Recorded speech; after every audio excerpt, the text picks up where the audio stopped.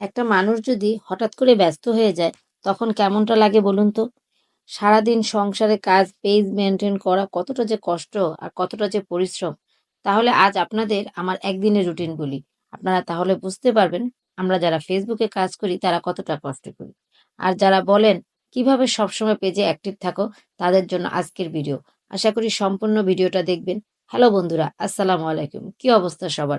কেমন আছেন সবাই? আশা করি যে যেখান থেকে দেখছেন সবাই ভালো আছেন। আমিও কিন্তু আল্লাহর রহমতে অনেক ভালো আছি। নভেম্বর ডিসেম্বরে একটু ফ্রি ছিলাম। জানুয়ারিতে স্কুল খোলার পর আমার ব্যস্ততা যেন অনেকটাই বেড়ে গেছে। কোনোভাবেই যেন সময়টা মেনটেন করতে পারছি না।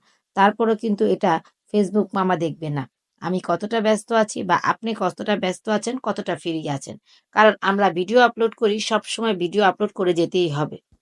সকালে ঘুম থেকে ওঠার পরে বাচ্চাদের তৈরি করা, ঘরের টুকটাক কাজ করা, বাচ্চাদের নাস্তা দেওয়া, তারপরে দেখা যায় নিজের নাস্তাটা করা হয়েই ওঠে না।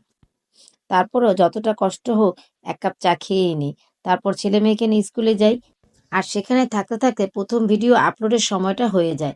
যদি আমি আগে থেকে ভিডিও তৈরি করে না রাখি, তাহলে ওখান থেকে আমি কিভাবে ভিডিও আপলোড দিব? আমার ব্যস্ততা আর ফেসবুক মামা দেখবে না। আর সেজন্য আগে থেকে ভিডিও তৈরি করে রাখতে হয়। আর সময় হলে ভিডিও আপলোড করতে হয়। কারণ আমরা সবাই জানি পেজে কিন্তু টাইম মেইনটেইন করাটা অনেক বেশি জরুরি। আর একটা কথা বলি, যারা নতুন পেজ খুলেছেন মানে আমার মতো যারা নতুন বা খুলবেন ভাবতেছেন তারা কিন্তু সবার আগে একটা জিনিস খেয়াল রাখবেন। যেকোনোভাবেই কিন্তু আপনি অ্যাক্টিভ থাকবেন। ঠিকমতো ভিডিও আপলোড দিবেন। ভিডিও আপলোড দিলেই হবে না। খেয়াল রাখতে হবে সেটা যাতে কোয়ালিটি সম্পন্ন ভিডিও হয়। আরেকটা কথা, ভিডিও আপলোড দেওয়ার আগেও অ্যাক্টিভ থাকতে হবে এবং ভিডিও আপলোড দেওয়ার পরেও অ্যাক্টিভ থাকতে হবে। তা না হলে কিন্তু আমাদের ভিডিওতে ভিউ হবে না। আর আমার মনে হয় আমরা যদি পেজটা কন্টিনিউ করতে পারি তাহলে কিন্তু আমাদের পেজে অনেকটা সময় দিতে হয় না। অল্প দিনের মধ্যেই কিন্তু আমরা সফলতা অর্জন করতে পারবো ইনশাআল্লাহ।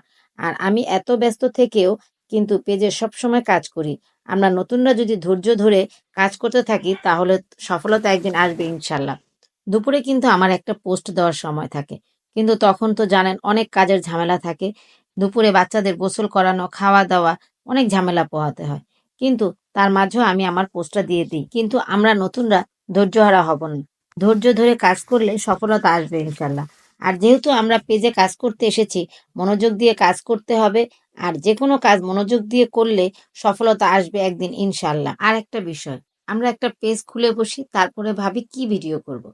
আপুরা, আমরা যেহেতু গৃহিণী তাই রান্না-বান্নার ভিডিওই আমরা বেশি করতে পারি। সত্যি কথা বলতে কি, একটা পেজ চালাতে মোটামুটি অনেক পরিশ্রম করতে হয়। আমরা যারা হাউসওয়াইফ তাদেরকে